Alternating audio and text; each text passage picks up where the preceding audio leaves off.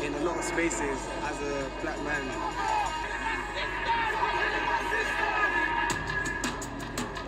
The only disease right now is the racism that we're fighting. Last year saw an explosion of anger on our streets. The death of a black man in the United States raised questions closer to home. Let's work peacefully, lawfully, to defeat racism and discrimination.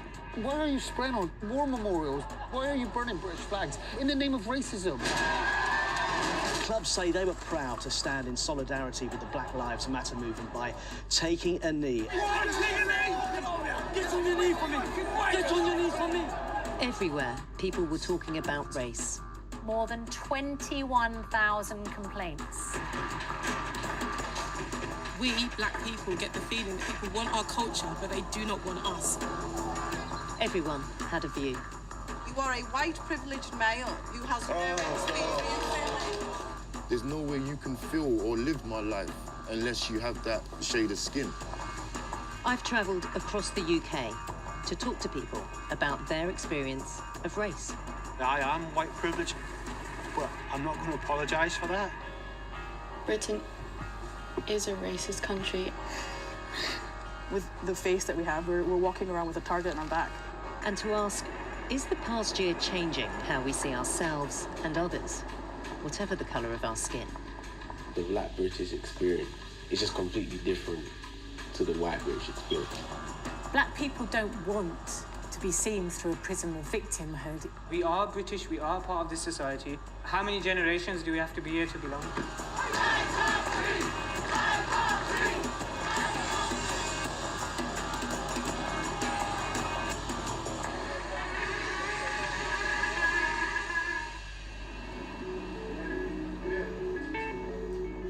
I'm Naga Munchetty, and I'm a BBC presenter. How I feel about race came to a head for me when we were reporting on this story. The US House of Representatives has condemned comments made by President Trump. Donald Trump's tweet telling 4 US politicians of colour to go back to the crime-infested places from which they came really hit a nerve. When a co-presenter asked me what I thought, I couldn't hold back. Every time I have been told, as a woman of colour, to go home, go back to where I came from, that was embedded in racism. How do you feel then, as somebody who's been told that before, when you hear that from... Furious. When you hear that from him? Absolutely furious. And I can imagine that lots of people in this country will be feeling absolutely furious that a man in that position feels it's OK to skirt the lines with using language like that. One viewer made an official complaint, saying I'd overstepped the mark by expressing an opinion. A very public row erupted. Part of me does wish the Trump incident hadn't happened, but I was furious because I know how it feels to be told I don't belong and to go home. I, like so many people of colour, have experience of this, simply because of my skin. I'd kept a lid on my feelings for so long, like many others. Then almost a year later, when George Floyd was killed in the United States by a white police officer, simmering resentment exploded into angry protest.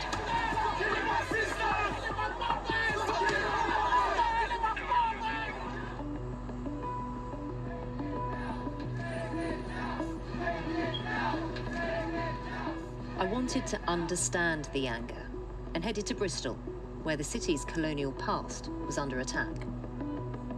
In Bristol, a statue to a 17th century slave trader is torn down.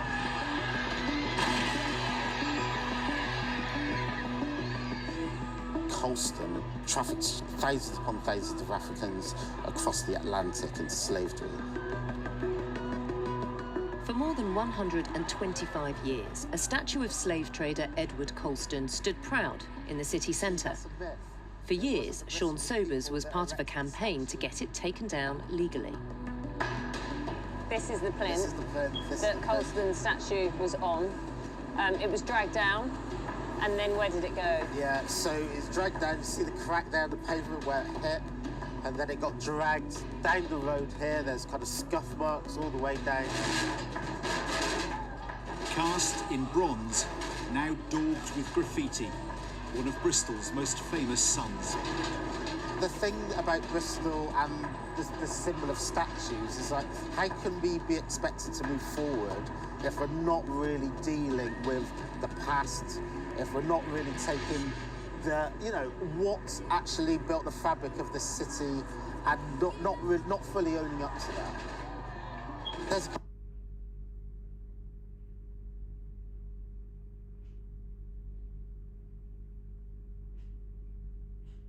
kind of a discourse that is like, yeah, the black people took it down. When you actually see the sea of faces, there's a majority white crowd there.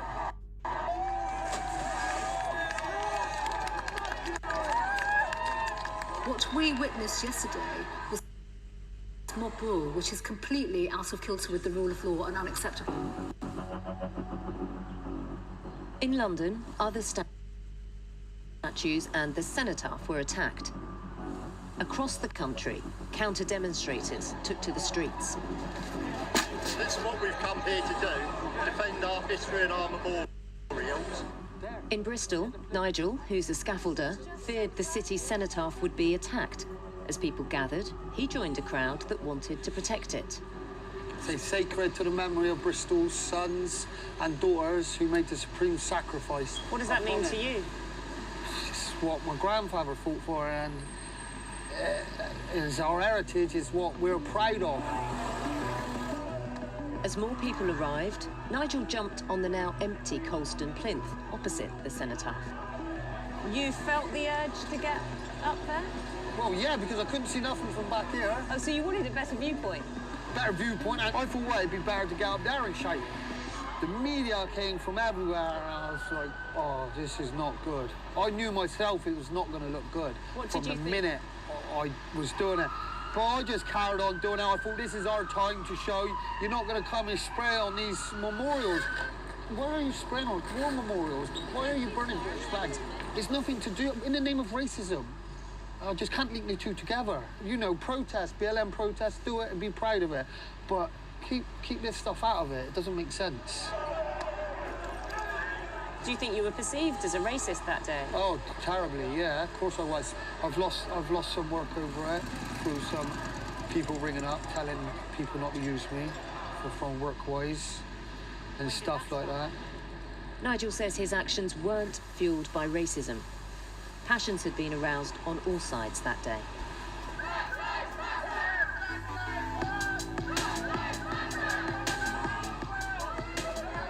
It wasn't just about statues and monuments. In Bristol, protests in support of Black Lives Matter continued for months. Please make sure you're wearing a mask and you're social distancing. They were part of a global movement calling for racial equality and justice. How can the criminal justice system keep our respect and its integrity? 20-year-old basketball player Corey was on one of the marches. It kind of just makes me think about the problems that are here in the UK as well, and that it's not just an America thing, it's here as well. When we get an opportunity to do something, it's better to take action rather than stay at home.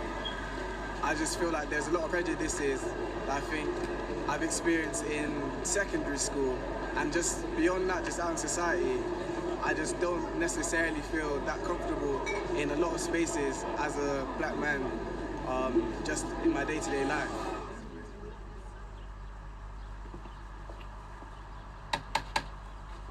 I went to meet Corey's family. Hello, Vernon. Very well. How are you? Dad, Vernon, Grandma, Hermie, and brother Taylor. Hi. Hermie came to England from Jamaica in 1961. The arrival of more than 400 happy Jamaicans. They've come to seek work in Britain that will help the motherland along the road to prosperity. People in my age group were leaving for England. The grass is always greener on the other side. And it's like, well, I wanted to come to see what's happening here. Were you welcomed by the English? Are you joking? We're still not welcome.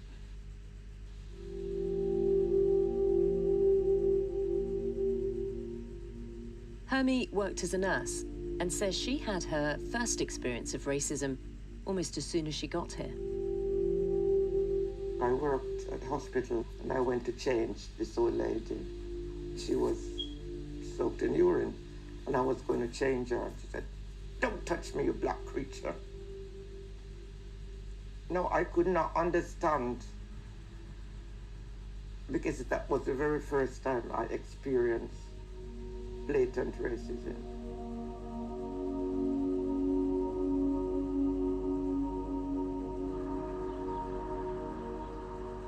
When Hermie arrived, there were no anti-discrimination laws. In Bristol, the main bus company was able to bar non-whites from working on their buses. You agree with the colour bar? On the buses, yes. Well, we don't want them on there. That's the main reason. There ain't going to be enough work for the whites, let alone the blacks. A bus boycott was called in protest.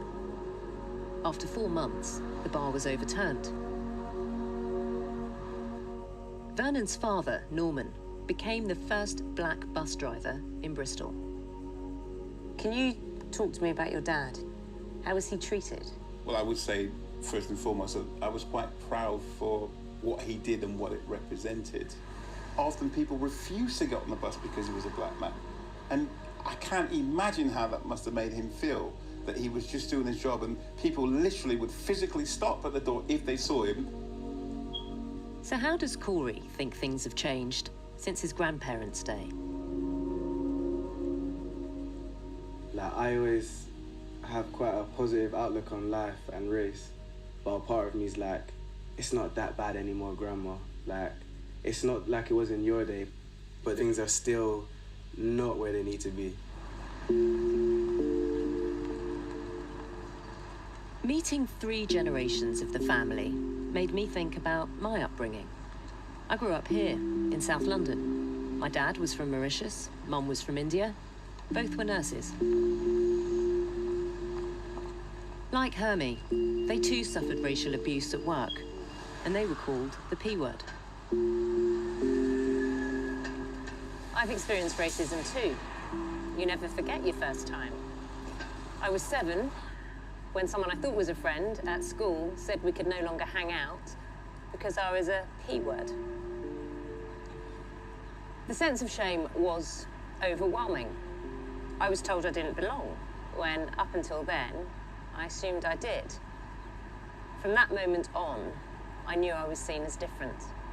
You know, that first hurt never goes away.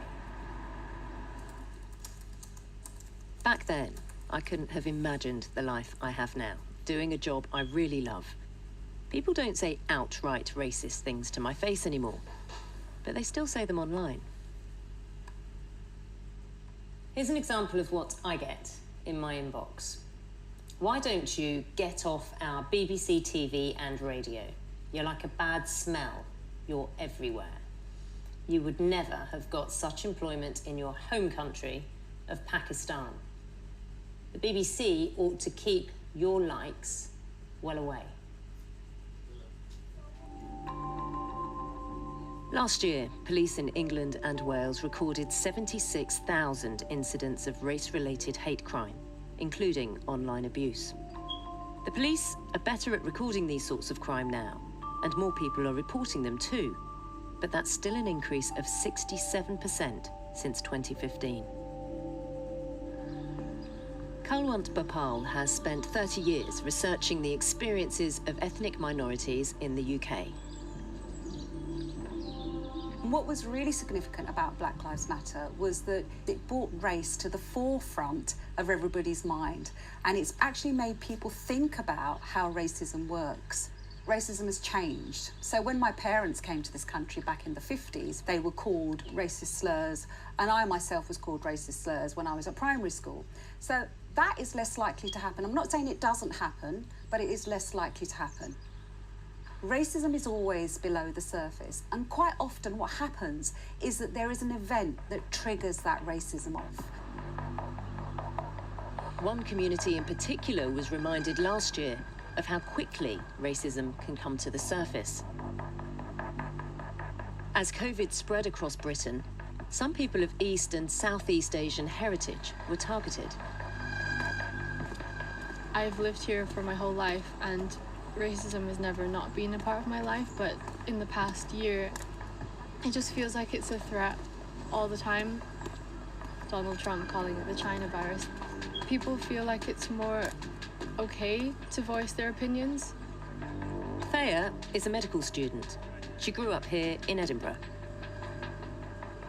I normally would wish Happy Chinese New Year, but after last year's event and pretty much destroying the world, I say, sod you lot. Thea says she was shocked by anti-Chinese comments on social media.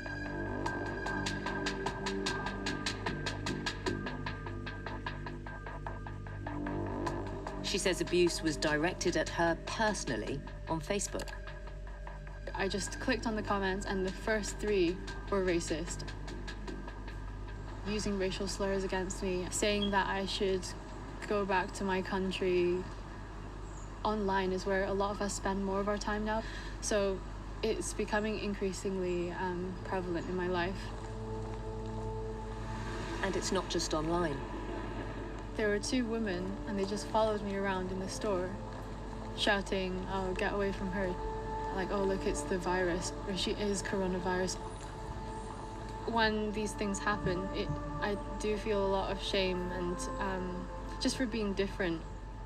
Police in Scotland recorded 128 race-related hate crimes last year against the Chinese community, which is up by 2/3. Other police forces reported similar trends. In London, the number nearly doubled in a year to 647 incidents. Thea is meeting Kimmy, who's set up a support group. Hi. So nice to meet you. Nice to see you. Yeah. Gosh, I would hug you, but I know, I'm not same. allowed to. I wish I could hug you too. Since the Black Lives Matter movement, it's given people the courage to speak about these difficult issues and saying, no, this is not okay. Like, this is not acceptable. You're just left feeling really isolated and really Lonely. alone. Yeah. And ashamed as well. Yeah. I mean, in our little community, like, we don't talk about it. I mean, look at you. Kimmy says she was attacked by a group of teenagers last year in a local park. There were kids drinking at the bench, and a couple of the boys came up to me and they started saying Corona, and then they started laughing, and then they started throwing glass bottles at me, and then I had to like run down the steps. I'm so sorry. I just feel like with the face that we have, we're walking around with a target on our back. That's what it feels like. This year especially. Yeah. One of the biggest things that we're trying to do is encourage people from the East and Southeast Asian community to report incidents and assaults. People feel, what's the point? And people feel very disempowered and just not want to have to go through these processes because they're not pleasant. Sorry. I think I laugh because I don't want to cry. Sorry.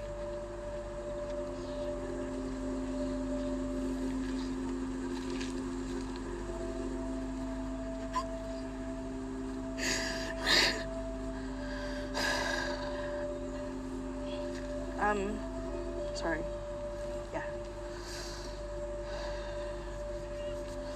Sorry, it's just been a really tough few months.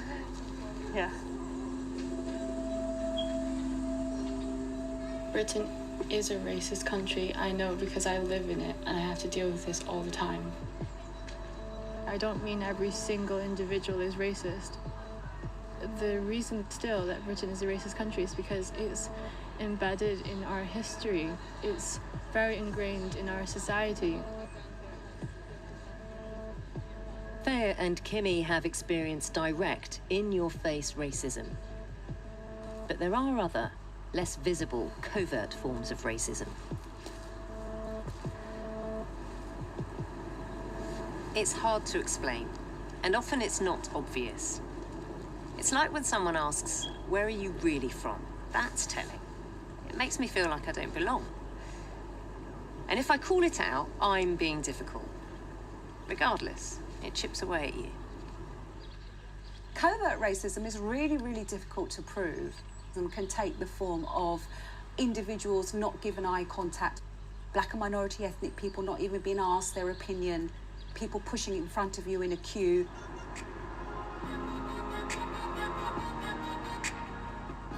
East London.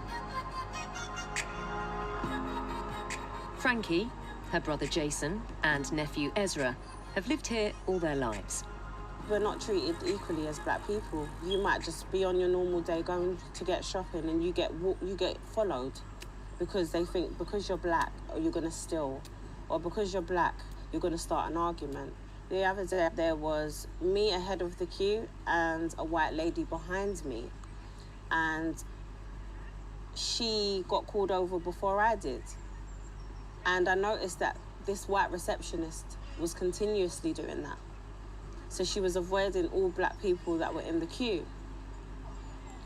And that was hurtful because I knew what that was. Frankie also works as a receptionist.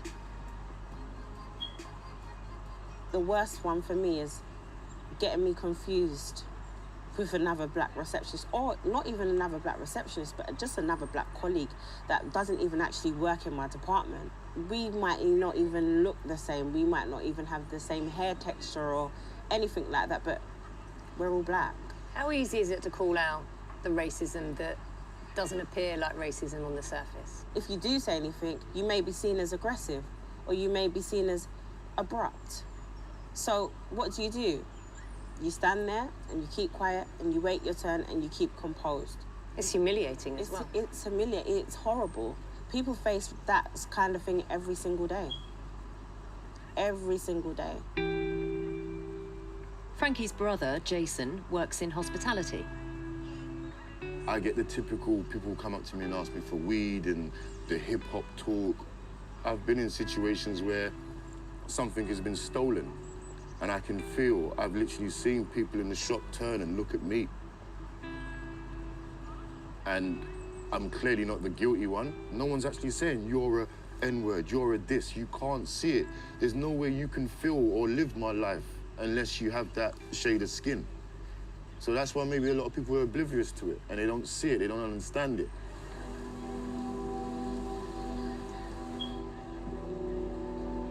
Back in Bristol, Vernon worries about how his sons will be seen. The starting point is trying to debunk those stereotypes and avoid those labels that get you the reputation where people just say, yes, here's another black man who's got a chip on his shoulder. The reality is we live in a place and a time which, like it or not, isn't equitable in terms of how races are perceived. That's just the reality. And I want them to have an appreciation of that reality. Vernon Samuels of Great Britain, the 23-year-old from Bristol Athletics Club. I was, blessed with the opportunity to represent Great Britain at the Olympic Games, and I had a desire to go as far as I could. The jump, the hang, very nice indeed. And I learned that, I believe, from my dad. In spite of what people might have done or said, he was still going to push, and that's the same for me. Vernon broke down barriers when he was young, but his sons say they still faced them at school more than 20 years later. A couple of my friends were in between periods and they were going to the lesson and they were having a laugh, just being rough as boys do. They're like 14, 15. And then I think it was getting a bit out of hand, and then one of the teachers came by and said, oh, it's always the black ones, isn't it? Yeah, so, yeah. And you hear stuff like that and it's just like, whoa. A black kid might be talkative and then might answer back to a teacher, and then that kid will get like isolation for like 3 days or something. A white kid will get like a slap on the wrist, like that kind of thing. And every time like I had convos with my dad, or my brother or anyone, like, play the game, Corey. Like, the rules ain't the same for you and everybody else. You were told that? Yeah. Vernon, did you say that to Corey? That the rules are not the same for him as everyone else? Because what was very clear, he was becoming labelled, and that label was sticking. So he was getting in trouble. Part of my advice as a father, as a black man who was born and raised here, is don't attract too much attention to yourself. Do you think a white father has to say that to white sons? Certainly not. How does that make you feel? It makes me feel sad in one sense, but there is something about living life pragmatically. How do you feel when you hear your grandsons talk about curtailing a part of themselves in order to flourish in society? I have moved from the place I've been since I've been here. It's as though nothing's changed. I've told them from their knees high to a grasshopper, as the saying goes, remember, you've got to be twice as good as your white counterpart. Taylor and Corey know that they can't show everything of themselves. I understand that. And I don't like the fact that I've lived by those rules too. And it hurts Vernon to see that he has had to see his sons do the same thing. And I suppose it's kind of hurt me and surprised me that I'm facing up to it. It's something that a lot of us have to do.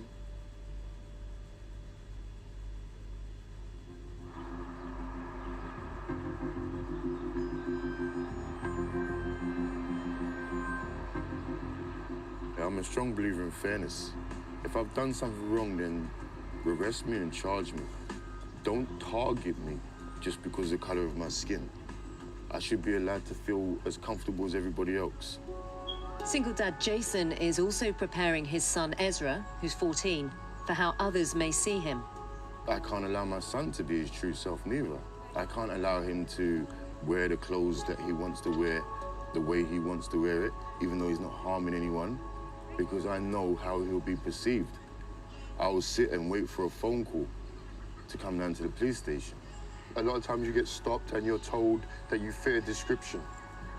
Tall, black guy, dark clothing. As you can see, he has a camouflage top, black bottoms, green trainers. It's not a matching set, so he cannot be put into a box of being a dark person in dark clothing that matches the description. Does that frustrate you?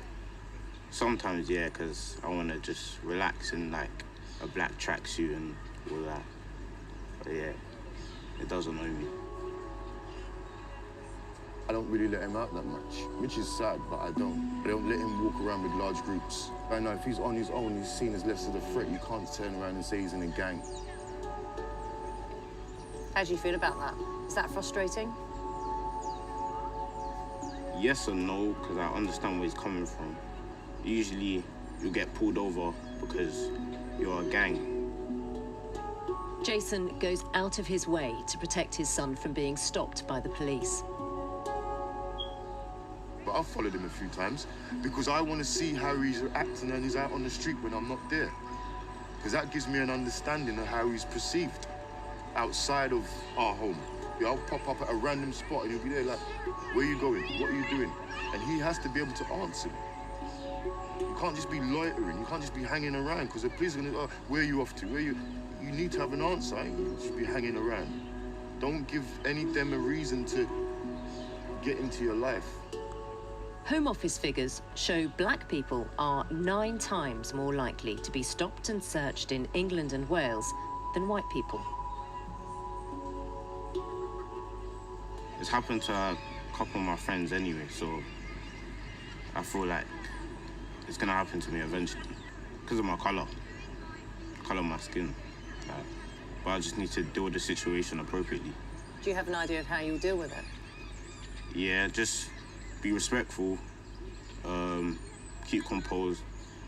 All I can do is give him the knowledge, but sometimes I do have that thought. Is it better for him to get it over and done with now so he knows what to expect? You don't know what every officer is going to be like. Everyone's an individual, but I do have that thought, and I don't know the answer. But it's going to happen. Do you think Ezra will be having these discussions with his children? I would like to say no, but he will. Unfortunately, he will. Unfortunately.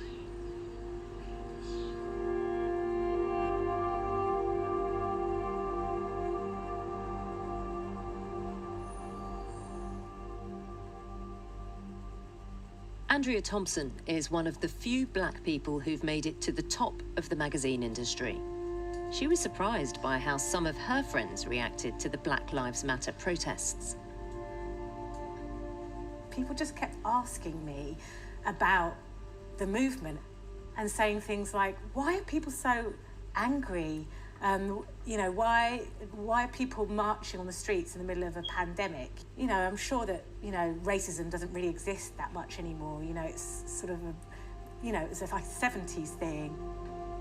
She's written several articles explaining why she believes racism isn't a thing of the past. When you grow up in a particular country that's your home and you feel that very strongly that it is where you're supposed to be. So to have the sense that you don't belong can be very painful. I think if you're white, you've never experienced racism. Unless you have actually faced casual racism throughout your whole life, you would never know it was there. Andrea believes white people have a different experience of the world to people of colour. To be white in our society is a privilege. It just is. Because you can walk in to an office, a restaurant, a pub, and you will be judged by different standards and probably preferable ones to somebody who walks in with black skin. White privilege is the idea that white people have advantages over people of colour simply because they're white. It is controversial.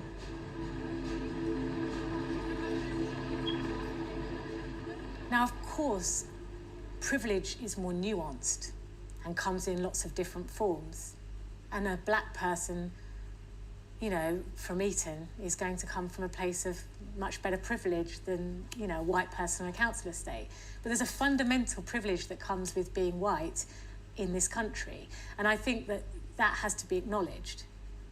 We're the most tolerant, lovely country in Europe. Let's celebrate our women. It's so easy to throw the charge of racism at everybody, and it's really starting to get boring. What worries me about your comment is you are a white privileged male who has no experience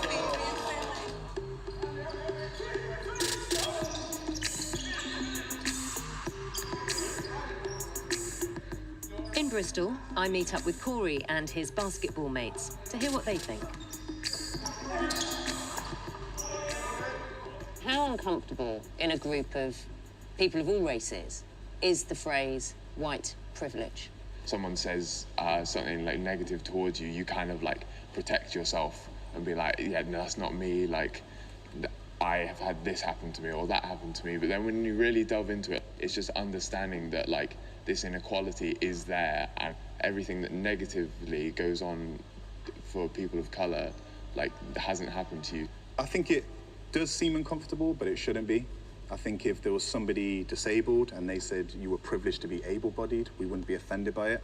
I think by saying the word white privilege here just means you just haven't had to deal with racism throughout your life that's been an obstacle. Of course, you've dealt with other things. It doesn't take away from anybody's work ethic or things their past history, their family's been through. The topic of white privilege can be useful, that term, if it highlights racial discrimination. I think where it becomes divisive is if it's seen as the only issue and it detracts from disadvantage among many people.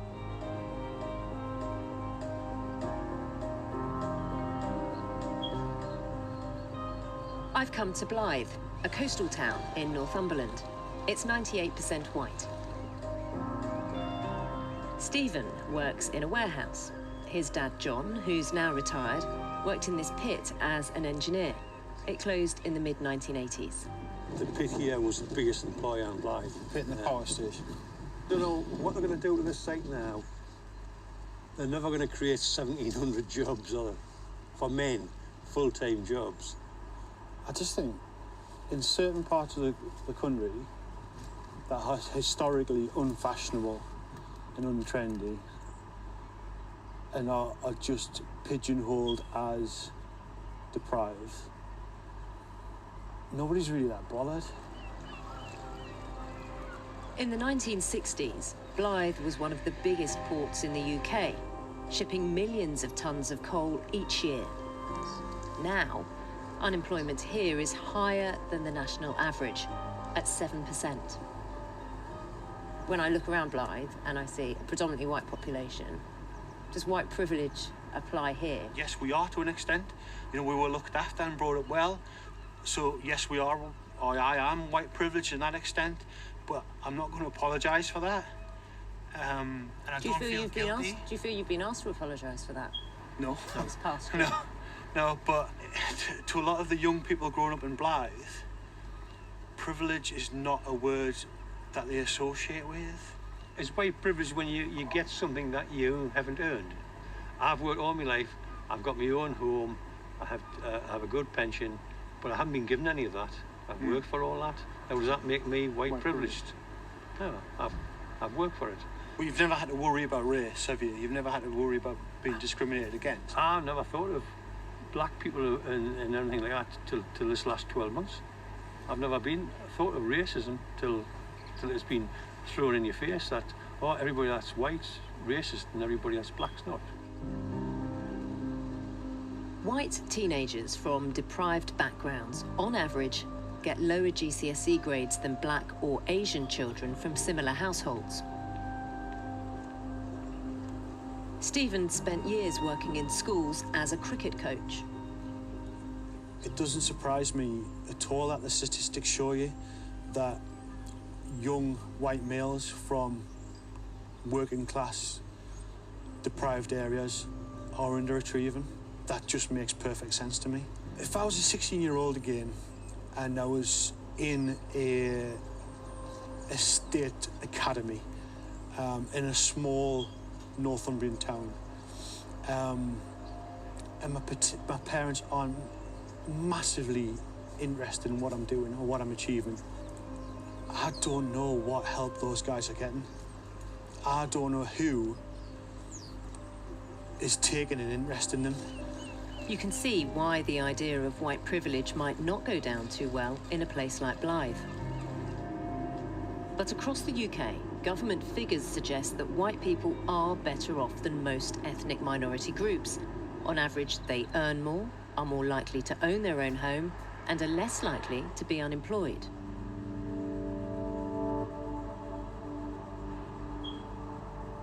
Birmingham, the UK's second biggest city and one of its most racially diverse. As COVID-19 spread across the UK, it emerged the virus was disproportionately affecting ethnic minorities. The impact of COVID-19 on black and Asian communities in the West Midlands is a medical emergency. People from South Asian backgrounds are being hit harder by coronavirus than other communities in the West Midlands.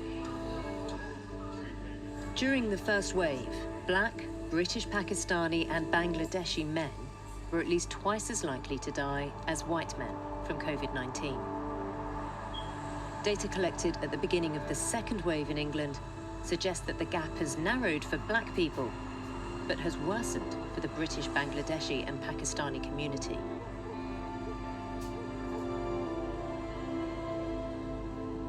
Working on the front line during COVID, I've been doing night shifts, I've been traveling a lot. It's an illness that we didn't know much about at the start, and there was a lot of learning, you know, as we were going, and a lot of people were becoming very unwell, so it was quite scary. Usman is a GP. Last year, he was part of a team that set up temporary sites to prepare bodies for burial.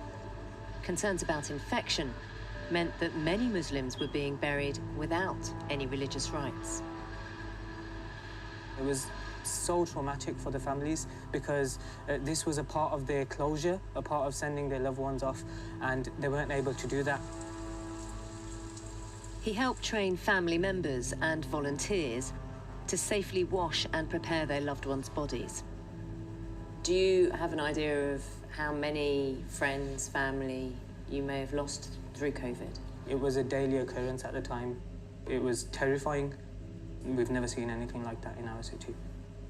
In communities where there's more poverty, there's an increased risk of things like heart disease, diabetes, high blood pressure, high cholesterol. there's a direct correlation between poverty and those illnesses are a risk factor for things like COVID.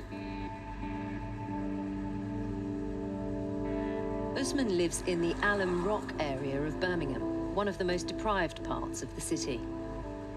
Alum Rock is a very close-knit community. Most of the houses are terraced houses, like you can see, and most of the time, there are multiple generations living in one house.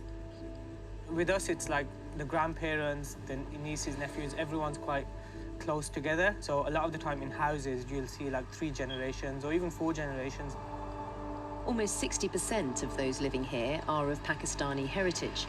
Usman's grandfather arrived in the 1960s. My granddad, when he first came over, his first job was as a road digger.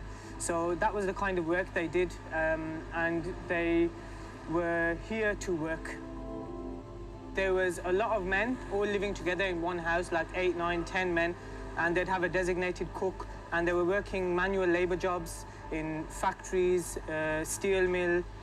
What reception did they get? With my great-grandfather, they did experience racism to a degree. I think overall, if you look at the experiences of my grandfather, my great-grandfather compared to my experiences, I think things have moved in the right direction.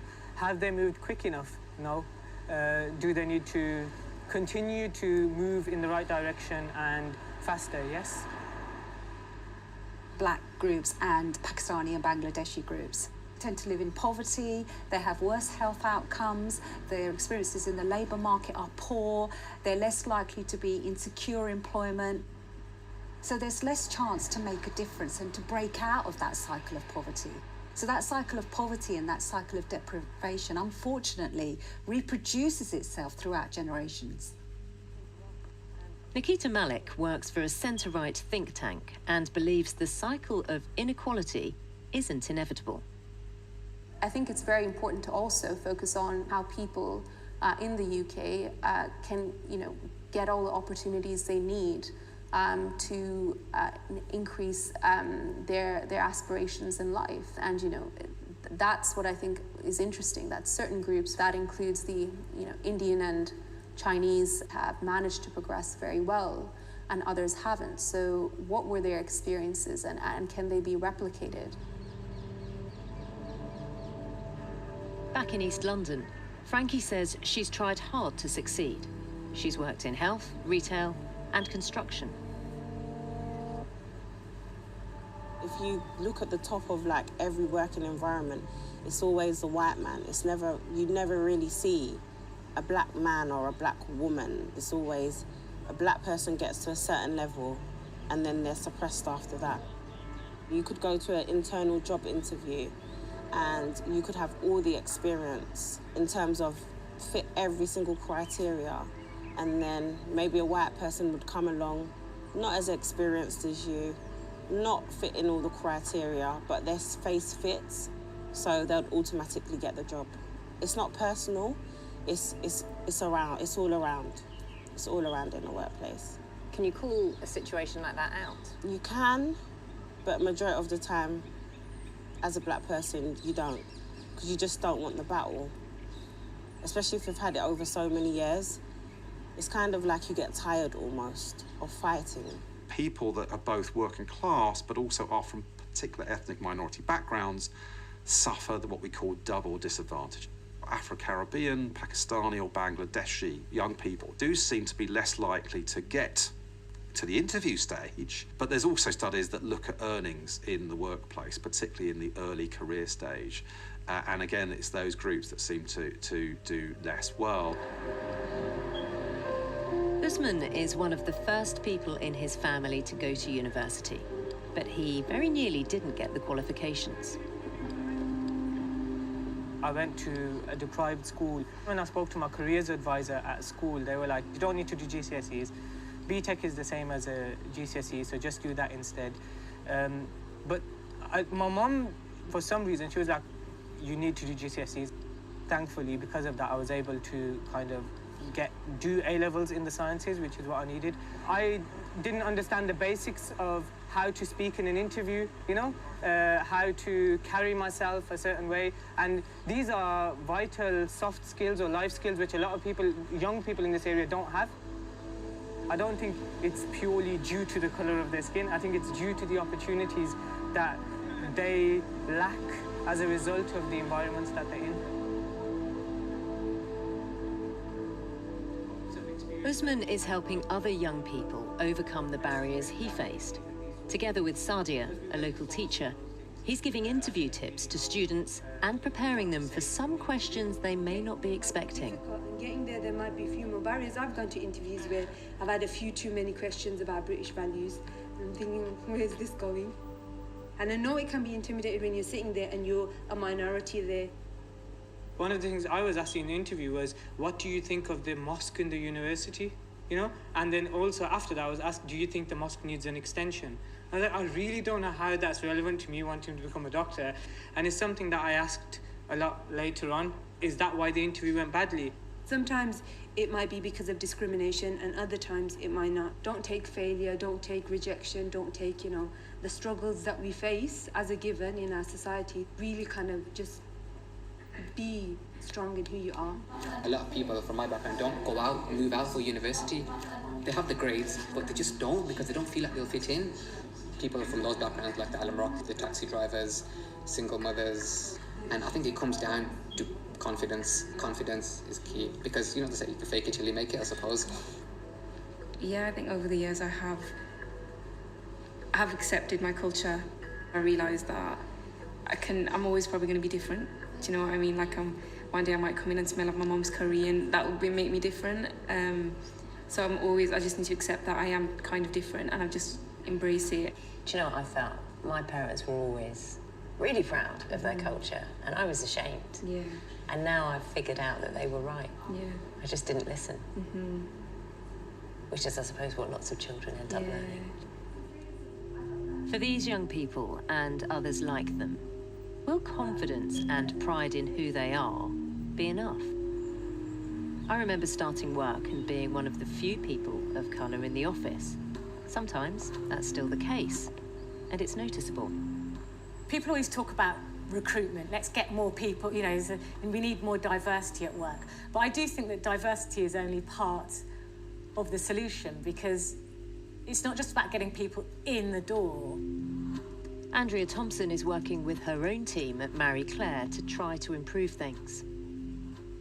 If we really want to see genuine change, systematic change, then we need to look at recruiting people from different backgrounds and then retaining them by feeling like they belong there. I have spoken to quite a few young girls, teenagers who say, I love the idea of getting into the media, but I feel like, you know, I'd have to tone down my afro, or I feel like I'd have to kind of like wear different clothes. Those sort of things have been said to me. Like, oh, would I be able to wear these braids? Like, would that be all right? And I'm just like, yeah, of course. But then, I mean, there are a lot of industries where perhaps that's, you know, maybe not acceptable still.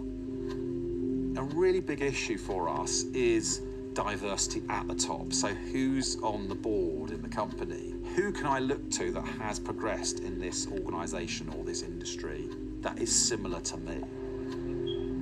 Just 7% of directors of the UK's 350 biggest listed companies are from ethnic minority backgrounds, despite them making up almost 13% of the population. I think if we're not having diversity at the very top of these organisations, it's going to be hard to have systematic change at all levels.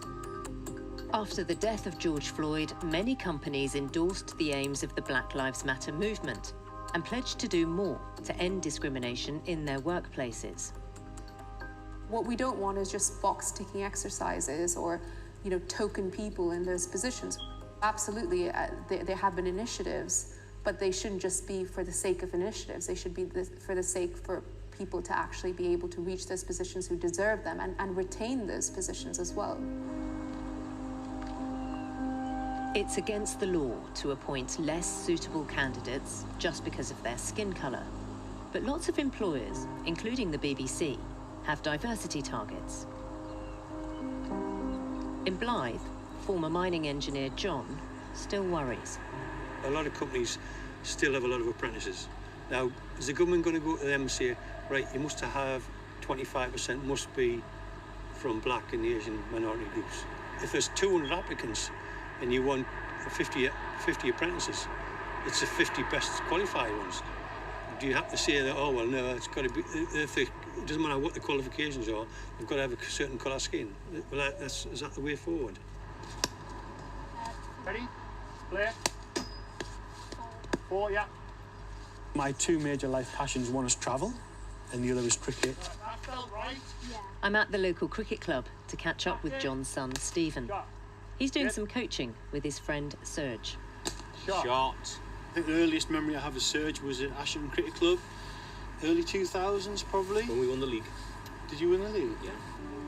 Serge works as a training consultant. He helps run the cricket club as a volunteer. Tell me, what do the cricketers look like? Who would I see? Is it a diverse mix? In this part of the world, I think I've been the only fixture that isn't, of a brown complexion within Blythe, within the cricket clubs. Have you ever experienced racism? Yeah. In Blythe? Not in Blythe. Growing up in Leeds, did experience racism. My brothers and I, growing up, not at Blythe. Never ever been on my radar, being of a different colour, being in a predominantly white cricket club. Serge recently made a successful application for a £50,000 council grant to improve club facilities. I can guarantee there would have been some voices, locally and further afield, who would have said, Blythe Cricket Club, we've got that grant, because Serge has done the application. Seriously? Really? Because an Asian man. Because an Asian Really? man. Yeah. Do you not think that would be the case? I wasn't, no, I didn't even, No? I wouldn't have had any inkling of that perception whatsoever. I don't think that grant was given on the back of, there's a guy. Of course not, but there would have been some people that Maybe- would have thought that. Maybe from... Right, okay, I hear what you're saying, right. Say if, observers. Yes. Observers. Say if another club 30 kilometres away hadn't been successful for a grant, and that application was made by a 40-year-old white male, then I think there would be a danger of an accusation from there. When you hear that observation, that perhaps there will be people saying, well, they only got it because they had a brown man at the top, do you find it offensive? Yeah, I do actually a little bit. Yeah, I find it offensive. Yeah, I do.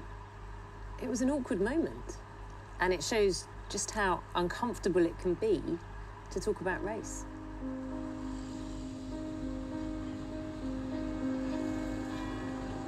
It's been a year of difficult conversations about race. Is anything changing? The government's planning a new law to protect statues from being removed. In Bristol, the statue of Edward Colston is being prepared for a museum display. For me, seeing this, it's a symbol of struggle, but things in society haven't changed. The Black Lives Matter movement and the anti-racist movement, which is, has been going on for centuries, hasn't it, wasn't about statues. The statues are a symbol of the problems in society around inequality. Has Colston, in fact, by its very nature, this statue by its very nature, sparked a turning point in terms of the conversation around race? One of the things that I really see as a change, now we're hearing that it's not enough to just be non-racist, you have to be anti-racist. You have to be actively calling it out, you have to be prepared to argue with your family if necessary, and you actually have to be prepared to make a stand. The city is now trying to decide what should take the slave traders' place. I see the opportunity with the empty plinth to be an opportunity to open up dialogue between people that actually, they're conflicted, and now is the time to heal rather than kind of gloat to say the statue's been toppled. In June, after the Black Lives Matter protests, the government ordered a commission to look into race and ethnic disparities in education, criminal justice, health and employment. A date for its release is yet to be announced. We need an acknowledgement that race has a significant impact in terms of the life experiences of black and minority ethnic individuals. Once we first acknowledge that, then we can move forward and make changes. Black people don't want to be seen through a prism of victimhood. They just want to be treated equally and fairly, but they also want what's happened in the past to be acknowledged and to be put right. Racism has become so polarized and so controversial that people are scared to weigh in on the debate in case they might say something wrong, or they might be labeled a racist themselves, or that they know nothing about the subject. And that's actually quite problematic. You can't really have progress unless, you involve the entirety of the population. The conversations I've been part of have been very honest and sometimes painful. People opened up about racism and voiced their fears and frustrations. It feels different to the way I've heard people talk about it before. That's significant. Maybe it's a start.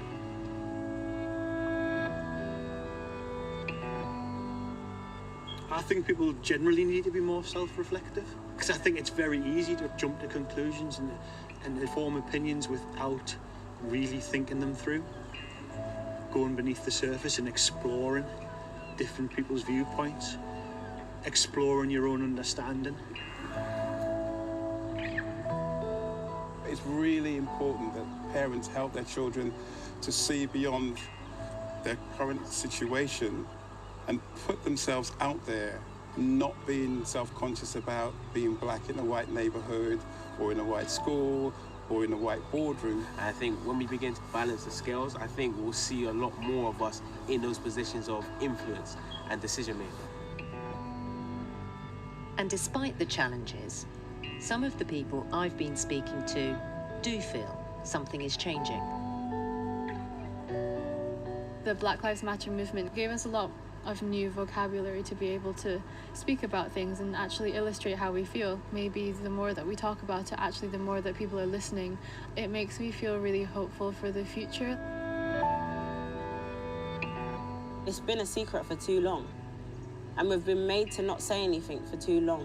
So now that we're speaking out, and now that we're actually putting things out and we're showing that, look, there is racism and it needs to stop. I think it's great. I think it's really good. Now is the time.